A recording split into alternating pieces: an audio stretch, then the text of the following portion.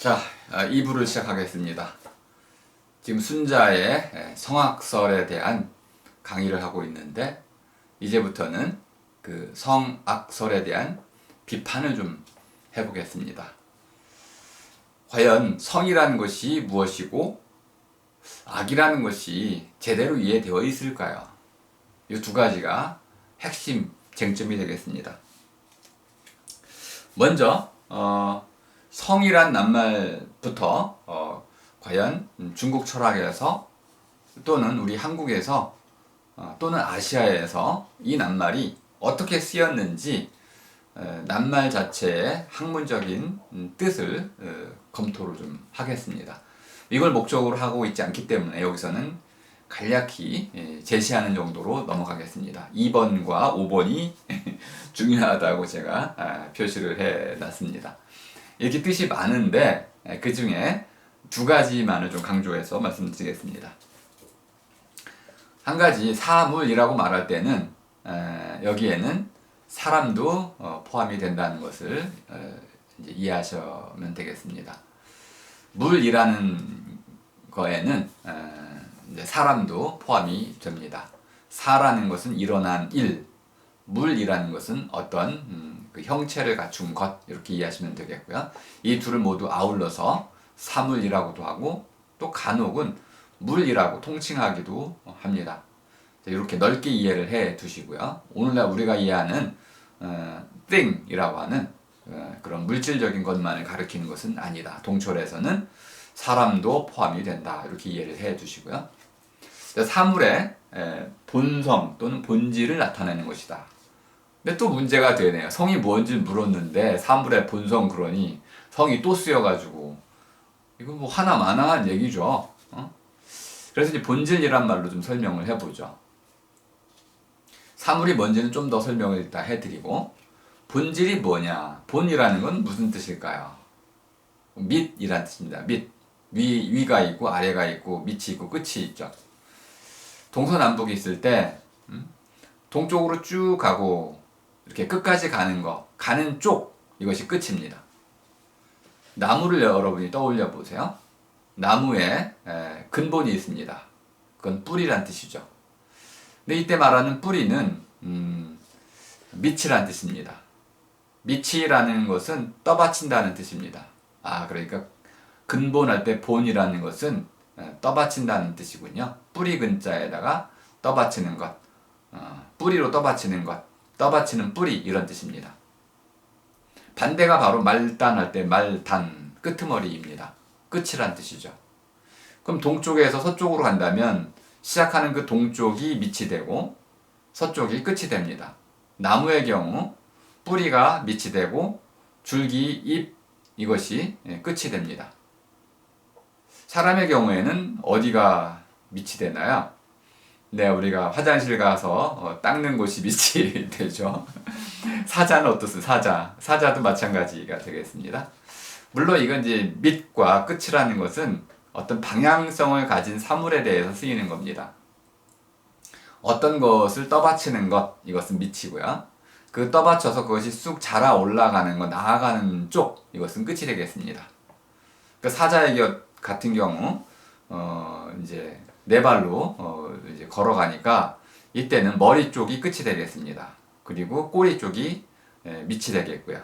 사람의 경우에는 두 발로 서서 걸으니까 좀 약간 애매한데, 갓난아기는 이제 사자와 똑같고 사람의 경우에는, 어른의 경우에는 그 밑이 발이 됩니다. 그리고 끝은 머리가 되겠죠. 이해가 되셨죠? 어떤 것을 떠받치는 것이 밑이고 그 떠받치는 것을 바탕으로 해서 나아가는 것이, 나아가는 쪽이 끝이다. 그러니까 끝도 없고 밑도 없다 그러면은 우리가 뭐 전설, 신화 이런 거 얘기할 때 그렇게 얘기하잖아요. 밑도 끝도 없는 얘기다. 어디서부터 왔는지 모르겠고 그래서 어떻게 펼쳐지는지도 모르겠다. 이럴 때 쓰는 얘기입니다. 자, 그러면은 성이라는 것이 어떤 사물의 본질이라고 했을 때 이 본이라는 것이 밑이라면은 밑을 이루는 어떤 것이 되겠군요. 성이라는 건 밑을 이루는 어떤 것. 근데 이 밑이라는 것이 방향성을 갖춘 것이야 돼서 약간 이해가 좀 어렵습니다. 거기다 질이라는 것은 또 뭘까요? 질이라는 것은 재물을 뜻하는 낱말입니다. 재물이라니. 여러분은 어떤 재물을 갖고 계셨나요? 오늘날 21세기 제가 이제 제 강의에서 강조할 건데 앞으로 가장 소중한 재물, 재산은 무엇일까요? 돈일까요? 시간일까요? 아닌 것 같습니다.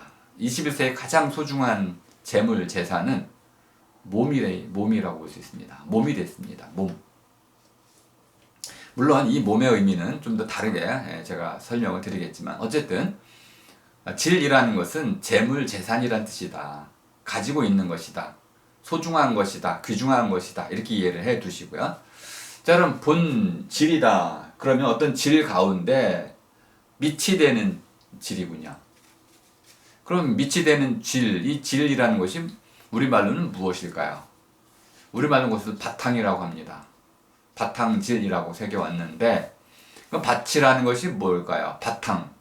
밭이라는 것은 결국 어떤 씨앗 이런 거 심을 수 있는 곳이죠. 밭이 없으면은 논이 없으면 땅이 없으면 터가 없으면 그 무엇인가를 심을 수도 지을 수도 없게 되잖아요.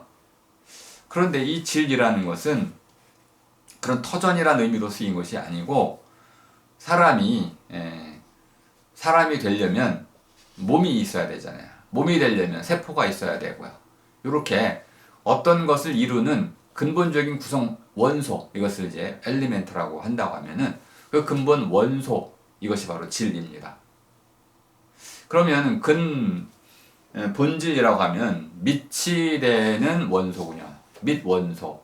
그러니까 복합된 원소가 아니고 밑원소. 그러니까 가장 단순하면서도 가장 밑바탕에 깔려있는 원소. 이렇게 됩니다. 저는 그것을 밑바탕이라고 그냥 써버리려고 하는데요. 이 바탕이란 말은 하나의 재료라는 개념으로 여러분이 이해를 해두시면 되겠습니다. 그러니까 사물이 있을 때, 한 그루의 나무가 있을 때, 그 나무의 본질은 무엇일까요? 나무의 모양인가요? 또 나무가 살아있을 때 자라는 것일까요? 광합성을 한다는 것일까요? 뭐 여러 가지로 볼 수 있겠는데, 그것도 관점에 따라 바뀌게 되니까, 일단, 나무의 본질은 관점에 따라 달라질 수 있다 정도만 이해를 해 주시면 좋겠습니다. 자, 그런데 다섯 번째 보니까 경험 이전의 원초적 상태다. 원초란 말은 굉장히 어려운 말이군요. 처음, 맨 처음, 이것이 원초입니다. 처음이라는 말은 첫이라는 것이 벌어진 틈, 열린 자리라는 뜻입니다. 찢어졌다 이런 뜻입니다. 그러면 처음이라는 것은 어둠 이런 것을 상정했을 때 해가 떠오르는 것을 뜻합니다. 솟아오르는 것, 무엇인가를 찍고 나오는 것이죠. 그러니까 솟아나는 것 가운데서 솟아나서 무엇인가가 활짝 열린 상태, 이것이 첫입니다. 그러니까 첫이란 말은 생각보다 아주 멋있는 표현이라는 걸 알 수 있습니다. 개벽과 같은 뜻입니다. 하늘이 열리고 땅이 열리고 사람의 첫 삶이 열리는 이 상태, 이것이 첫입니다. 그런 자리를 처음이라고 얘기하는 거죠. 자, 그러니까 경험 이전의 원초적 상태라는 것이 무엇일까요? 경험 이전이라는 것도 어렵습니다. 경험이라는 건 또 뭐죠? 경험은 험이란 말 자체는 해부해서 낱낱이 살펴본다 이런 뜻입니다. 이거 좀 어렵네요. 그냥? 험이라는 게 검시. 그래서 나름대로 낱낱이 살펴가지고 알아내는 것, 이것이 험이라고 하고, 경이라는 것은 우리가 이제 이곳을 경도, 위도할 때 쓰는 경자잖아요. 날경자인데 줄입니다. 줄. 그러니까 이렇게 세로로 만들어 놓은 줄. 여기에 뭔가를 갖다 꽂으면 하나의 모양이 만들어지겠죠. 그러니까 중심이 되는 줄, 별이입니다. 이렇게 내 삶에서 중요한 하나의 궤적을 이루는 이렇게 하나의 역사적인 궤적을 이루어서 내가 겪으면서 겪어서 알아낸 바, 그것이 경험입니다. 경험이라는 것은 내가 살아보니 알겠다, 겪은 바입니다. 겪어서 알아낸 바, 이것이 경험입니다. 그런데 어떤 사물을 겪어보지도 않고 그것의 원초적 상태를 알 수 있는 길이 있을까요? 그런 건 없죠. 알려면 우리는 겪어봐야 되는 거죠. 이 말은 그 자체로 성립이 좀 안 되는 말입니다. 그럼에도 이 말을 쓴 이유가 있습니다. 완전성에 대한 개념이죠. 완전하다는 것은 우리가 이해할 수가 없는 표현입니다. 무엇이 완전한 건가요? 세모에 완전한 세모가 있나요? 네모에 완전한 네모가 있고 사람에 완전한 사람이 있나요? 뭐 있을 수 있다고 가정할 수는 있겠죠. 이런 가정, 이것이 바로 원초라는 말의 뜻에 담겨 있습니다. 처음에는 완전하고 완벽했다는 겁니다. 근데 그것이 좀 자라면서 시간이 지나면서 불완전해졌다는 뜻이겠죠. 그러니까 원래 타고났을 때는 이렇게 완전했는데 그 뒤에는 이것저것이 섞이는 바람에 결국은 순수성을 잃고 그 소박성을 잃고 더럽혀졌다. 이런 뉘앙스를 담고 있는 말입니다. 이걸 나중에 이제 보편성이다라고도 쓰기도 하고 그러는데요. 자, 이 말놀이 넘어가겠습니다. 이걸 설명드리려고 하는 건 아니었기 때문에. 자, 성악설에 대한 비판의 가장 핵심은 성이란 낱말을 어떻게 우리가 새롭게 이해할 수 있느냐에 달려 있습니다. 이 성이란 말 속에는 날생자가 들어 있습니다. 날생자와 마음심이 합쳐진 말이다. 이렇게 보통 풀이를 하고 있죠. 그럼 생겨난 건 뭘까요? 몸이 생겨났죠. 네? 몸이 생겨났습니다. 근데 우리말 생기다는 조금 주의를 할 필요가 있는 말입니다. 한자로 우리가 생이라고 쓸 때하고 우리말 생기다 할 때는 그 생이 다릅니다.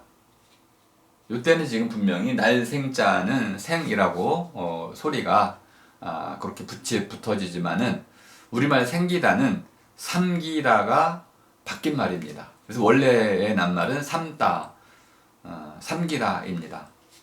삼다라는 말은 우리가 흔히 많이 쓰는 표현입니다. 어떤 것을 무엇으로 삼다 이렇게 나는 그녀를 내 아내로 삼았다 만들었다는 뜻이죠. 그러니까 삼다라는 것은 만들다의 뜻이 있습니다. 근데 원래 삼다는 삼이라는 것이 배, 옷을 만드는 실오를 얘기하는 겁니다. 낱낱의 올. 삼이라는 이제 식물에서 이제 추출해가지고 그것을 삼주를 엮어서 꼬아가지고 이렇게 그걸 또 오롤이 만들어서 그 엮어서 우리가 옷감을 만들죠. 짠다고 그러죠. 이렇게. 그러니까 삼다라는 것은 이렇게 옷감을 짜 나가는 과정으로 이해하시면 되겠습니다. 그러면 이 삼기다는 그렇게 옷감이 만들어지게 하다 이런 뜻입니다. 그러니까 옷감을 만들어내다 이런 뜻으로 이해하시면 되겠습니다. 그러면 이제 집신의 예를 든다면 저는 어릴 때 집신을 많이 꼬아봤는데요. 아버지랑 먼저 이제 그 지푸라기들을 이렇게 이제 추려가지고 먼저 지푸라기를 몇 가닥을 좀 꽂죠. 가늘게. 그런 뒤에 이제 그걸 가지고 하나하나 연결해 가면서 더 큰 굵은 밧줄을 꼬아서 만들죠. 이것이 바로 이제 그 새끼라는 것인데요. 가늘게 만든 요 새끼줄로 집신을 삶게 됩니다. 집신을 삶으면 새끼줄과는 전혀 다른 형태가 나오죠. 신발 모양이 생겨납니다.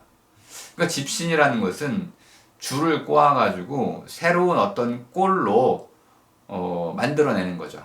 그러니까 삼다에는 모양의 꼴에 바뀐 변형이 들어가 있습니다. 아주 흥미로운 용어라는 걸 알 수 있습니다. 그리고 우리가 이제 아까 부부로 삼는다는 것은 나 혼자서는 안 되는 거죠. 나와 내 아내가 짝을 해야만 부부가 되고 부부로서 함께 살아가야만 부부가 되는 것이니까 마치 새끼줄을 꼬는 것과 같은 이런 방식으로 이해가 됩니다. 사람의 모든 관계도 이렇게 이해할 수가 있습니다. 그런데 이것을 좀 더 깊이 파고 들어가면은 이렇게 말할 수 있습니다. 제가 이제 여기 잘 써놨는데 이거 쓰다가 제가 시간이 너무 걸려서 아무튼 고생을 좀 많이 했습니다 이번에. 삼긴다라는 거 중요한 특징 하나는 뭐냐면 하나가 생겨나면 그 다음에 줄줄이 또 다른 것들이 생겨나와서 이렇게 사슬짓기가 일어나더라. 제가 이제 올려드리는 글에는 우리의 그 정자, 난자가 만나는 과정을 제가 쭉 써줬습니다. 정자가 난자를 만나면 수정난이라는 것이 생기게 되죠. 그러면 정자와 난자를 하나의 조각이라고 봤을 때 그 두 개의 조각이 모여서 만나서 하나의 또 다른 커다란 조각이 돼서 조각 맞춤이 되고 그렇게 맞춰진 조각이 또다시 새로운 조각으로 나뉘어 나가게 됩니다. 그래서 뇌가 생겨나고 심장이 생겨나고 또 뇌가 생겨나면서 이제 그 다른 모든 세포들이 연결이 되고 신경으로 연결되고 심장에 의해서 피가 공급되면서 우리 세포들이 다 이제 자라나기 시작하고 그래서 사람의 몸, 꼴, 태아라고 하는 뱃속 아기가 만들어지고 뱃속 아기가 자라서 때가 되면은 태어나게 되는 것이죠. 그렇다면은 생겨난 것은 누가 사람이 직접 그것을 만들 수 있는 것은 아니고요. 또 스스로 그것을 해내는 것도 아니고요. 한마디로 말씀드리면 생겨난 것은 저절로 자라거나 움직이는 것이다. 생겨나는 것의 가장 중요한 특징은 저절로 있는 거라는 겁니다.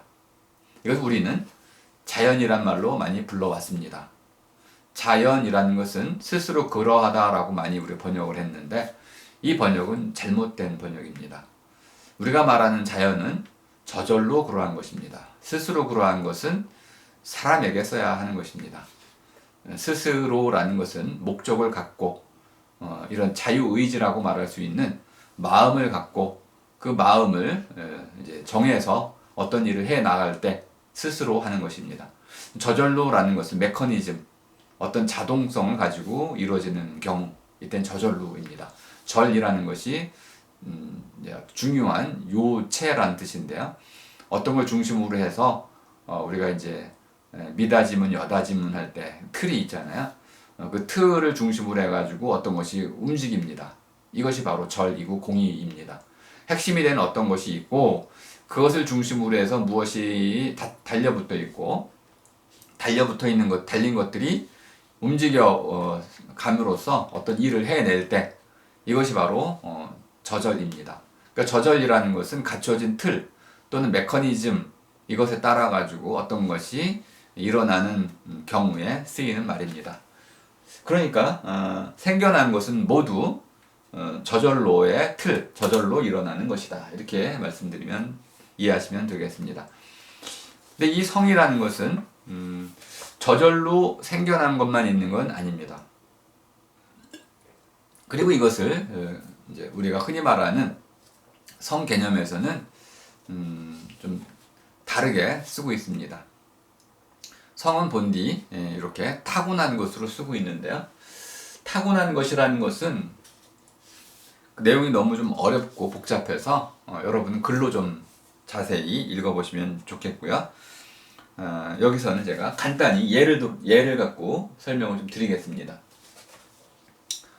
자, 사람은 발을 갖고 태어납니다. 발이 있다라고 우리가 얘기하는데요. 저도 발이 있습니다. 왜 있을까요? 생겨났으니까 있는 거죠. 그러니까 내가 발이 있는 이유는 그 발이 나에게 생겨났기 때문입니다. 그런데 자, 이렇게 가정을 해보겠습니다. 나에게 발이 생겨났고 또 나는 그 두 발을 갖고 태어났어요. 그런데 두 발을 갖고 있긴 했는데 내가 걸으면 걸을 수가 없다. 그러면 두 발을 갖고 태어나긴 했어요. 발이 생겨나긴 했는데 두 발로 걸을 수 있는 능력은 못 갖고 있어요. 그 두 발로 걸을 수 있는 능력, 이것은 타고나지 못했습니다. 타고났다는 말의 의미는 생겨난 것을 가지고 내가 이렇게 저렇게 써먹는다 또는 부린다 이런 뜻입니다. 타고난 것은 내가 갈고 닦아야만 하는 것입니다. 갓난아기가 태어나면은 그 아이는 걷질 못합니다. 물론 뭐 제가 유튜브 보니까 태어난 아기도 얼마 안 돼서 걷는 장면을 봤는데요. 그건 좋은 건 아닙니다. 다리도 휘어지고 위험할 수 있겠죠. 그래서 나이가 차면서 걷는 것인데 돌쯤 됐을 때 어쨌든 갓난아기가 두 발로 걷기 위해서는 걸음마를 떼어야 되죠. 이 걸음마는 아주 중요한 의미를 갖고 있습니다. 그 걸음마는 그 아이에게 생긴 그가 갖고 태어난 두 발에서 그가 주어진 타고난 어떤 능력을 키워낸다는 것을 뜻합니다. 그러니까 키워내는 것, 이것은 타고난 것은 키워내야만 하는 것입니다. 타고난 것은 그 자체로 발휘되는 것은 아닙니다. 그것은 우리가 갈고 닦아야만 하는 것. 조금 달리 얘기하면 발달되어야 하는 겁니다. 타고난 것은 어느 때가 되면 발달합니다. 다리가 힘이 생기고 갓난아기가 두 발로 걸으려고 시도를 합니다. 그리고 그 시도 끝에 엄마의 칭찬과 격려 가운데서 어느 날 갑자기 후다닥 하고 갓난아기가 몇 걸음을 떼죠. 그 뒤부터는 이제 여러분이 너무나 잘 이해하실 수 있을 겁니다. 죽을 때까지 걷는 것을 멈추지 않게 됩니다. 또 나이가 들면 걷는 방법을 좀 바꿔야 되고 걸음새가 좀 바뀌게 되고 또 이제 좀 더 잘하거나 청년이 되거나 등등 또 운동을 했다든지 그러면 걸음새는 계속 달라지게 됩니다. 왜 달라지느냐 하면 내가 타고난 발을 그것을 갈고 닦거나 또는 방치했기 때문에 그렇습니다. 그러니까 타고난 도덕성 또는 이런 지능 이런 것들은 모두 타고난 것들인데 마음 이런 것들은 모두 타고난 것입니다. 내가 손을 타고났지만 손이 생겨났지만 이 손을 쓰지 않고 가만히 내버려두면 퇴화되겠죠. 굳어져 버리겠죠. 이걸 자꾸 쓰고 할 수 있는 이유는 내가 손을 쓸 수 있는 기술, 이 능력을 타고났기 때문에 그렇습니다. 그러니까 타고난 것은 눈에 보이는 건 아니라고 말씀드릴 수 있겠습니다. 좀 이해가 되셨나요? 자, 타고난 것이라는 것은 나에게 주어진 것, 나에게 생겨난 것을 내가 마음대로 써먹고 부리고 함으로써 어떤 나에게 필요한 것들을 가져나갈 수 있는 얻어나가는 과정이다. 나는 도덕적 능력을 타고났을 때만 도덕적으로 행동할 수 있습니다. 내가 손을 다룰 수 있는 능력을 갖고 있을 때만 손을 다룰 수가 있는 것이죠. 나에게 손은 주어져 있어도 손이 생겨났어도 손을 다룰 수 있는, 손을 쓸 수 있는 능력, 힘 이것을 타고나지 못했다면 저는 결국 손을 쓸 수 없게 될 것입니다. 자, 내가 두 발로 걸을 수 있다는 것은 바로 내가 그 능력을 타고났다는 것을 뜻합니다. 하지만 내가 그 능력을 개발 또는 발달 또는 갈고 닦지 않으면 나는 두 발로 걷는 능력을 이룰 수도 있습니다. 타고난 것은 그 자체로 발현된 것이 아니고 언제나 잠재적인 것입니다. 숨겨져 있습니다. 재능 같은 경우, 소질 같은 경우 숨겨져 있습니다. 이것을 내가 깨우고 그것을 끊임없이 갈고 닦아서 가장 극단적으로 그것을 연마하면 그때 비로소 나는 어떤 달인 또는 그것을 제대로 해낼 줄 아는 사람이 되는 것입니다. 그 타고난 것은 나에게 생겨난 것, 손, 발, 머리, 뇌 이런 데 생겨난 것에 달라붙어 있지만 그래서 보이지 않지만은 그 안에 잠재되어 있기 때문에 그 안에 깃들여 있기 때문에 그것을 깨워서 그것을 자꾸 발달시키면 나는 그것을 내 손을 내 머리를 더 잘 쓰게 됨으로써 보다 나은 삶을 살아갈 수 있게 된다. 그러니까 타고난 것이 뛰어날수록 좋을수록 나는 성공 또는 좋은 훌륭한 삶을 살 가능성이 커지는 것이죠. 자, 그런데 이제 비판을 좀 이런 식으로 해보겠습니다. 생겨난 것과 타고난 것을 이제 구분했죠. 이 가름틀을 여러분이 끝까지 잘 따라와 봐주시기 바랍니다. 자, 순자가 말하는 이 성악설은 과연 생겨난 것 또는 타고난 것 그 두 가운데 무엇에 대한 것일까요?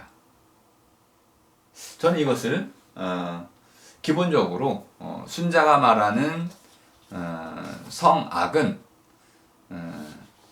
사람이 타고난 것, 마음을 여기서 얘기하고 있는데요. 사람이 타고난 것은 악하다라는 관점에서 새로 풀었습니다. 사람이 타고난 것은 악하다. 이때 말하는 악하다는 실제로는 나쁘다라는 뜻이라는 것이 제 비판의 핵심입니다. 그러니까 순자는 나쁘다라고 말을 했는데 그것을 우리 후대 사람들이 악하다라고 잘못 알아들었다는 겁니다. 그럼 이제 우리는 이것을 어떻게 봐야 되느냐? 새로 해체를 해야겠죠, 그죠?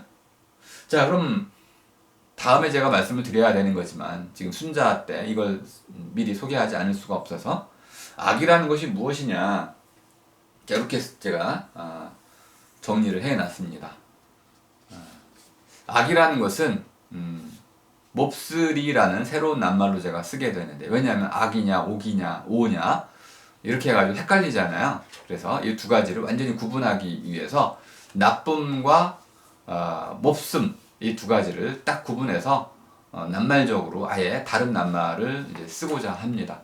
그래서 우리가 흔히 말하는 비난받아 마땅한 어떤 것을 나타낼 때의 악은 몹쓸이라는 말로 쓰겠습니다. 이 몹쓸이는 크게 두 가지의 구조를 충족시켜야 됩니다. 첫 번째는 저지레라는 어떤 것을 저질러야 된다. 나중에 설명을 드려야겠죠, 이것도. 어쨌든 지금 이렇게만 이해해 두시고요. 저지레를 저질러야 한다. 그리고 그 누군가 저지른 저지레에 의해서 다른 누군가가 돌이킬 수 없는 피해라는 것을 제가 이제 제 말로 무숨입니다. 피해를 당해야 된다. 이 구조, 저지름과 당함이라는 이 얼개, 이것이 속해 있을 때만 몹쓸이가 된다. 진짜 악이 되는 것이고 그렇지 않을 때는 진짜 악은 아니다. 이렇게 제가 일단 정리를 해드리겠습니다.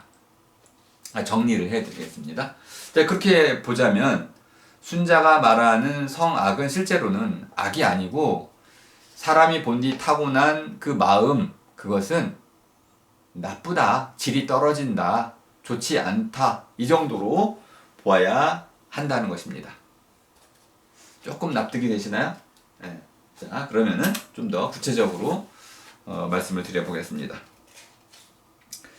자, 성악설의 이 악은 몹쓸이가 아니고 나쁨을 뜻하므로 이 나쁘다는 측면에서 보자면 사람의 타고난 것은 아우구스티누스의 용어로 보자면 불완전한 것이다. 그리고 이것은 일종의 불량품을 말하는 것이다. 사람은 불량품이라는 겁니다. 완전한 것은 아무것도 없고 완전한 사람도 없고 불량하다. 뭔가 그 함량 미달, 채워진 것이 모자란다 이런 뜻입니다. 물론 순자는 그 가운데 사람 가운데 성인처럼 완전한 사람도 있다고 보았습니다. 그렇지만 평범한 사람들은 모두 이런 결핍과 결함과 흠을 갖고 있다고 봤습니다. 폴 리게르 같은 사람은 이 세 가지를 모두 악의 중요한 개념으로 규정했습니다. 그걸 가지고 제가 설명을 드린 셈인데요.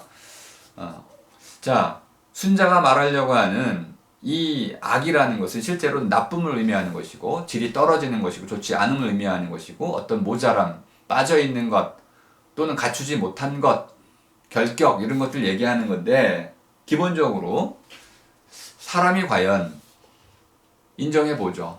불완전할 수밖에 없다. 완전한 사람이 어디 있겠습니까? 인정하지 않을 수가 없죠. 그런데 그 사실이 문제를 일으키나요? 이렇게 다시 물어보도록 하겠습니다.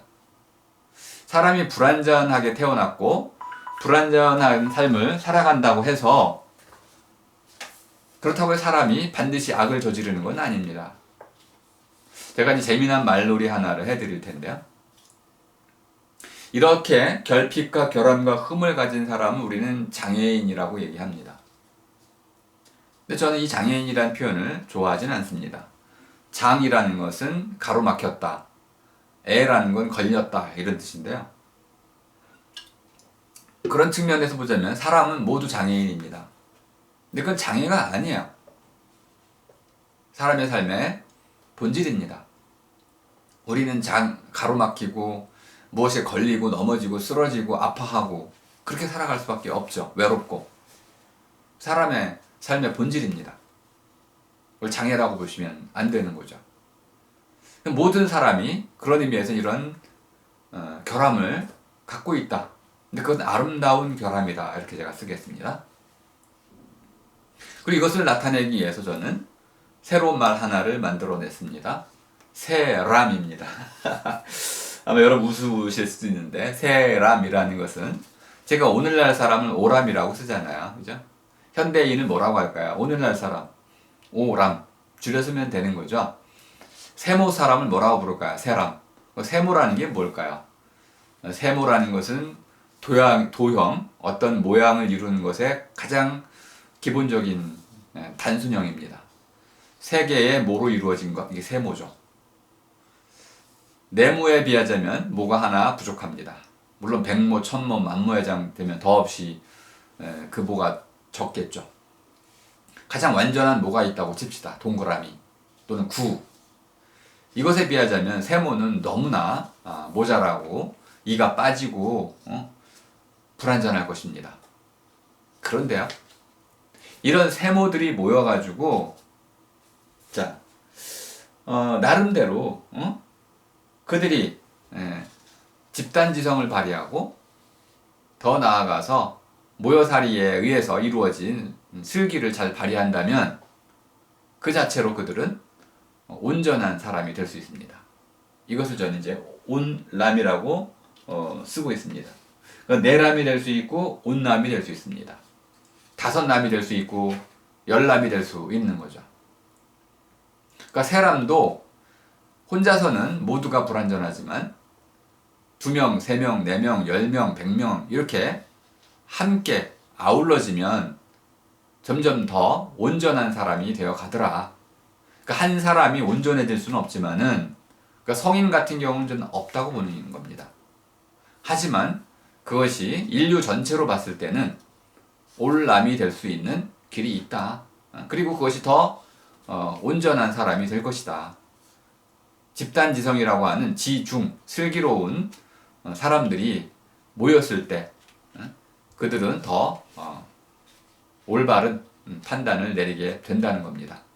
그래서 세람, 네람, 온람 이런 방식으로 사람의 어떤 부족한 점이 있지만 그 자체가 곧바로 악의 원인이 될 수는 없고 우리는 오히려 그걸 통해서 스스로의 부족한 모자란 점을 잘 깨닫고 협력, 다른 사람을 존중하고 그들과 서로 나눌 줄 아는 이런 지혜를 키워나감으로써 오히려 악을 줄이고 선을 키우는 이런 삶을 살아갈 수도 있다. 이렇게 말씀드리고 싶은 겁니다. 그리고 순자가 말하는 그 이제 성이라는 것이 타고난 것이라고 했을 때 타고난 것은 무엇인가에 빌붙어 있어야 되잖아요. 달라붙어 있어야 됩니다.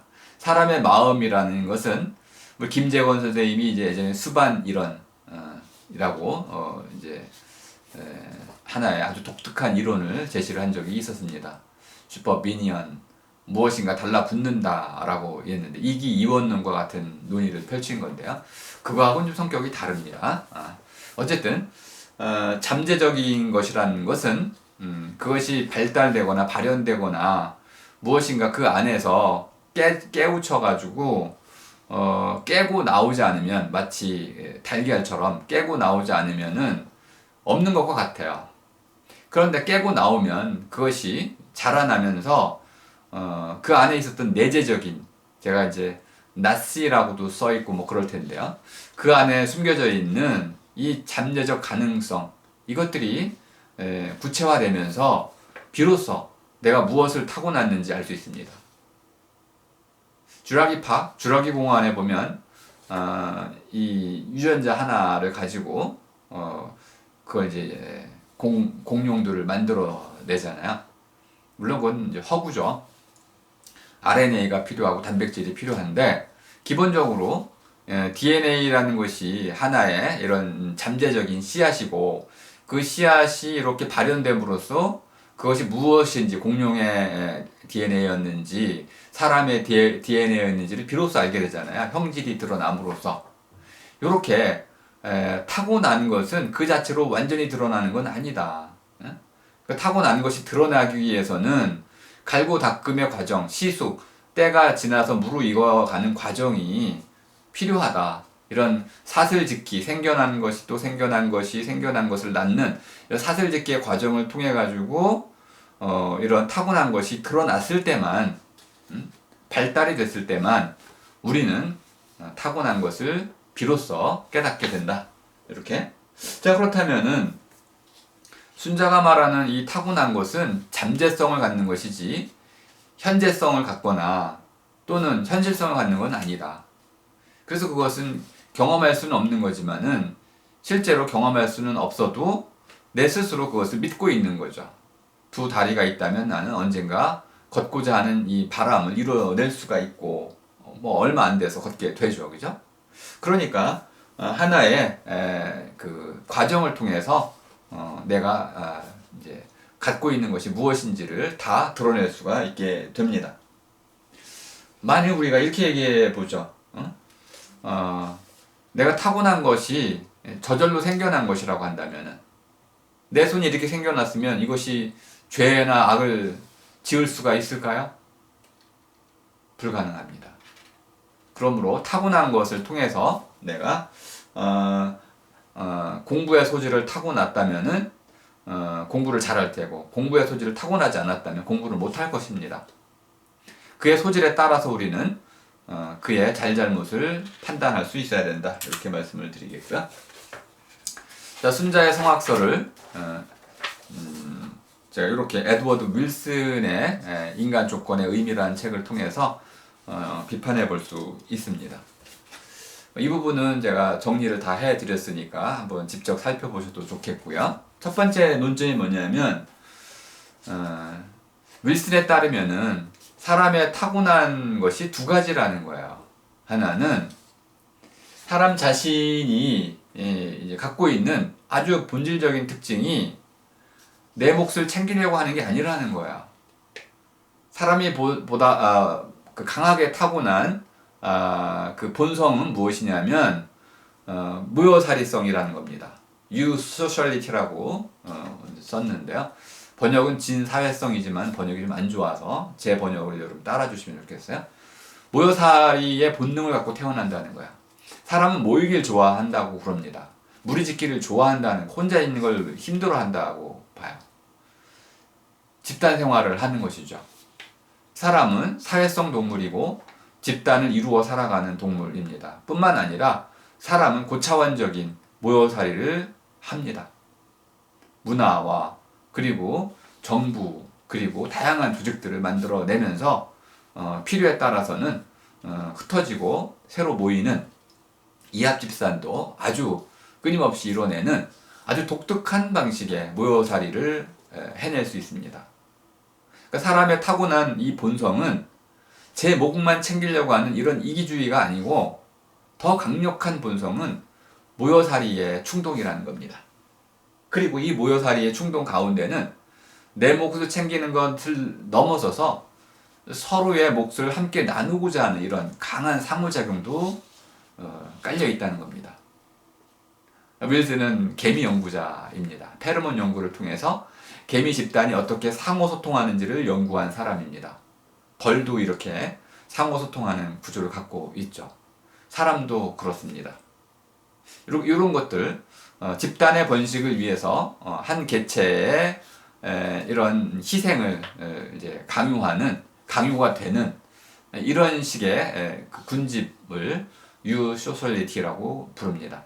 사람도 여기에 해당되는데 가장 극단적인 예가 부모님, 어버이가 아들, 딸을 위해서 자기를 희생하는 겁니다. 오늘날엔 그런 일이 좀 줄어들고 있지만은 그래도 기본적으로 자녀를 위해서 부모가 희생하는 이런 마음가짐은 달라지지 않은 것 같습니다. 이렇게 해가지고 타인을 위해서, 다른 사람을 위해서 자기를 희생하고 국가와 나라를 위해서, 민족을 위해서 자신을 바치는 이런 일들이 일어나잖아요. 살신 성인과 같은 일들이 일어나고 우리가 그런 것들을 칭송합니다. 개인적으로는 그래서 이기적으로 살아가려고 하는 마음이 있지만 집단적으로, 공동체적으로는 그 집단을 위해서 살아가는, 법을 지키고 양심을 지키는 이러한 이타적인 삶, 다른 사람들의 이익을 침해하지 않으려고 하는 이런 삶도 우리가 존중하는, 그래서 두 개의 본성 가운데서 늘 갈등하는 이런 삶을 살아가지 무조건적으로 자신의 이익을 추구하지는 않는다는 겁니다. 그 윌슨의 이 입장에 따르면 순자의 이 홀이라는 개념, 이것은 또는 질오라는 개념은 좀 일방적인 것입니다. 일면적인 것입니다. 그래서 이것은 틀렸습니다. 틀렸다는 말의 의미는 버려야 한다는 뜻입니다. 자, 두 번째, 더 강력한 비판인데요. 윌슨이 말하는 이 마음, 타고난 것은 부정이 됩니다. 윌슨에 따르면 마음은 타고난 것이 아닙니다. 좀 오해가 없어져야 되는데요.